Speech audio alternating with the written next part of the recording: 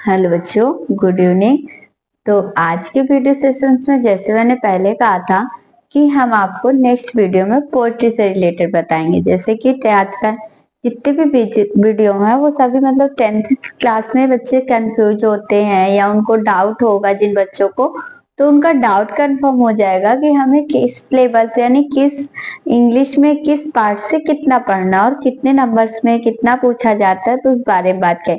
तो पहले की वीडियो मैंने आपको कुछ ग्रामर के बारे में समझाया था, तो आज की वीडियो में हम आपको पोएट्री के बारे में समझाएंगे। यानी जैसे आपकी इंग्लिश में पोएट्री का जो होती है वो भी मेन पार्ट होती है कि पोएट्री से रिलेटेड क्वेश्चन आते हैं।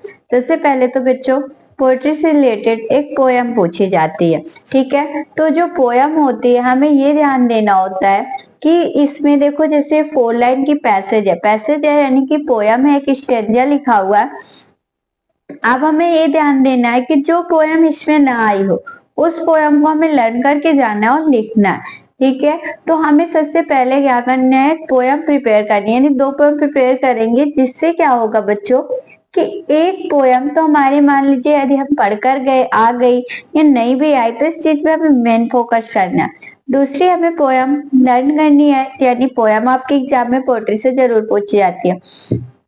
सेकंड बात ये हम करेंगे कि सेंट्रल आइडिया जरूर आता है, यानी पहले मैंने आपको बोला कि पोयम आती है और सेकंड क्या आता है हमारा सेंट्रल आइडिया। आप देखिए थर्ड हमने आपको लिखा ही है, इसको थोड़ा सा समझा देंगे क्योंकि सेंट्रल आइडिया पोयम तो आपको लर्न करना पड़ेगा। इसे आप समझ लोगे तो आसानी से आपको आ जाएगा कि करना कैसे होता है। तो देखो ये एक पोयम का पैसेज दिया हुआ है, इस पैसेज से रिलेटेड क्वेश्चन आते हैं, 2 या 3 क्वेश्चन पूछे जाते हैं, उससे मैक्सिमम नहीं पूछे जाते। तो उन क्वेश्चंस में उनका आंसर इसी पैसेज में होता है। बट देखो जो हमारी स्टोरी का पैसेज होता है तो थोड़ा सिंपल होता है, बट पोयम में थोड़ा सा यदि हमने पोयम पढ़ी है तो हम कर सकते हैं। देखिए जैसे ये एक पोयम है, अब हमें ये पता होनी चाहिए पोयम है किसकी, क्योंकि देखो पहला क्वेश्चन बोल रहा है who compose the above line, यानी जो ये ऊपर की लाइनें हैं ये किससे संबंधित है, यानी किस पोएट ने इसको लिखी है पोयम को। देखो जॉन बेरीमैन, कैरोलिन वेल्स, फिर उसका रॉबर्ट फ्रॉस्ट, लेस्ली नॉरिस। तो देखो ये जो द वे अ क्रो आपके इंग्लिश के बुक के पोएट्री का फर्स्ट लेसन है, डस्ट ऑफ विष्णु, जिसके पोएट है रॉबर्ट फ्रॉस्ट। तो हमें यदि पता होगा कि कौन सा लेसन है, देखो क्रो से हमें याद रखना है कि डस्ट ऑफ विष्णु, तो सही आंसर इसका क्या हो जाएगा, रॉबर्ट फ्रॉस्ट। तो इस तरीके से हमें सही आंसर टिक करना है, यानी हमें सही आंसर को लिखना है अपनी नोटबुक में, क्योंकि जो हमारी आंसर शीट होती है उसमें हमें ज्यादा टाइम को वेस्ट नहीं करते हुए आंसर्स लिखने होते हैं। तो सही आंसर यानी इस वैसे भी हमें इसको ओएमआर में फिल करना होगा क्योंकि 20 नंबर का आपका मल्टीपल आता है, उसी में ये भी पूछा जाता है। तो इसे ओएमआर में जैसे आपको फिल करना, तो कौन सा से होगा नहीं, शी वाला, तो शी वाले को हमें क्या कर देना, ब्लैक कर देना। उसके बाद बच्चों देखो नेक्स्ट क्वेश्चन दिया है, a dust of snow was dropped bye.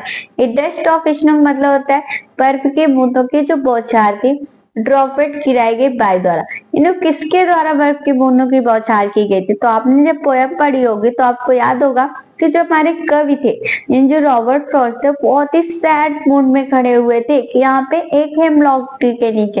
तो जब हेमलॉक ट्री के नीचे खड़े हुए थे तो उन पर एक कवि ने बर्फ की बूंदों की बौछार की, किसने की थी, कवि ने। देखो यहाँ पे दिया the way A crow shook down on me the dust of snow, दिया ना, तो वही तो बोल रहे हैं डस्ट ऑफ स्नो ड्रॉपेड बाय, तो किसने किया था, क्रो ने। तो क्लाउड तो बादल है, एक क्रो का क्या हो जाएगा, एक रो हमारा सही हो जाएगा।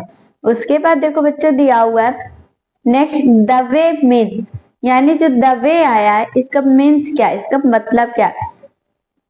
तो देखो द वे का मीन्स बताना है, इसका मतलब क्या होता है। तो वे का मतलब रास्ते से ही नहीं होता, वे का मतलब एक तरीका भी होता है, ठीक है, ढंग भी होता है। तो हम वे का मतलब बताना है, यानी वे जो यहाँ पे आए हैं इनमें से कौन सा सही होगा। तो देखो वेस्ट और आधार से रिलेशन हमारा पार्ट्स होता है, तो इनमें से कोई नहीं सही है। मेथड, मेथड मीन्स क्या होता है, तरीका या ढंग, तो सही आंसर क्या हो जाएगा, मेथड। तो बच्चों इस तरीके से हमारा ये पोएट्री का सेशन है, किसका है, पोएट्री का। तो मैंने आपको पहले बोला आपको क्या याद करना है, एक पोयम याद करनी है, उसके बाद आपको सेंट्रल आइडिया याद कर, सेंट्रल आइडिया आप पूरी पोएट्री में से dust of snow, fire and ice, tiger in the zoo, अगर आप ए ट्री यदि 4 सेंट्रल आइडिया लर्न करके जाते हैं तो आपके बोर्ड एग्जाम में 4 सेंट्रल आइडिया के अलावा कहीं नहीं आता, ऑप्शनल होता है। 3 ऑप्शन होते हैं जिसमें से हमें 1 सेंट्रल आइडिया लिखना होता है और 100% ये बोर्ड एग्जाम में फंस जाते हैं। उसके बाद पोएट्री में ये मैंने आपको समझा ही दिया, किसी भी पोएम का पैसेज आ सकता है तो आप उसको पहचानना या अच्छे से समझ के एक बार रीड कर लेंगे तो आप समझ जाएंगे कैसे करना है। बाकी मैंने आपको क्वेश्चन में बताया कि ऐसा ही क्वेश्चन आता है, कई बार से नहीं होता है और 2-3 क्वेश्चन से ज्यादा नहीं पूछे जाते। तो आपको पोएट्री में बस इतना ही प्रिपेयर करना है कि पोएम लर्न करनी है। सेंट्रल आइडिया जो मैंने नाम बताया फिर से बता दे रहे हूँ, dust of snow, tiger in the zoo, fire and ice, the tree. इतने सेंट्रल आइडिया यदि आपने लर्न कर लिए तो आपको बोर्ड पेपर में सेंट्रल आइडिया के नंबर नहीं कटने वाले। ओके, नेक्स्ट हमें इस पैसेज को तो रटना ही नहीं है, बस हमें पोएम को पहचानना आना चाहिए, हमें पैसेज रट के नहीं जाना। यदि हम इतने पढ़ लिया तो पोएट्री में इससे ज्यादा नहीं बच्चों पूछा जाता, बस बोर्ड एग्जाम में पोएट्री में इतना ही पूछा जाता। तो आई होप वीडियो आपको पसंद आई हो तो प्लीज लाइक करिएगा एंड चैनल पे नए हो तो सब्सक्राइब करिएगा। Thank you.